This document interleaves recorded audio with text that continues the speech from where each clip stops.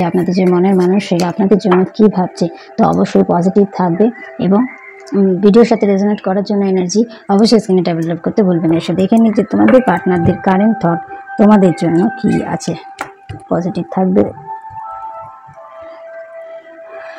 তারা তোমার কোথাও না কোথাও একটা পাস্ট লাইফ কানেকশন ভাবে এবং তারা এটাও ফিল করে যে তোমার সাথে তোমার যে মনের মানুষ আছে, যা কন্টাক্টে থাকুক কন্টাক্টের সিচুয়েশনে থাকুক, যাই থাকুক না কেন, সে তোমার সাথে তার যে একটা পাস্ট লাইফ কানেকশন আছে এবং একটা কার্মিক রিলেশন আছে, সেটা কিন্তু সেটা সে ফিল করে এবং সে কিন্তু তোমার থেকে দূরে গিয়ে একদমই ভালো নেই, একদম ভালো নেই। তার কাছে কিন্তু অনেক অপশান থাকাকালীনও সে তার কাছে যদি কেউ অপশানের হাত বাড়িয়েও দিচ্ছে, সে কিন্তু নিজের হাত গুটিয়ে রেখেছে, সে কিন্তু কারো দিকে ফিরে তাকাচ্ছে না, দূরে গিয়েও কিন্তু সে ভালো নেই এবং একটা নিউ বিগিনিং করতে চায়।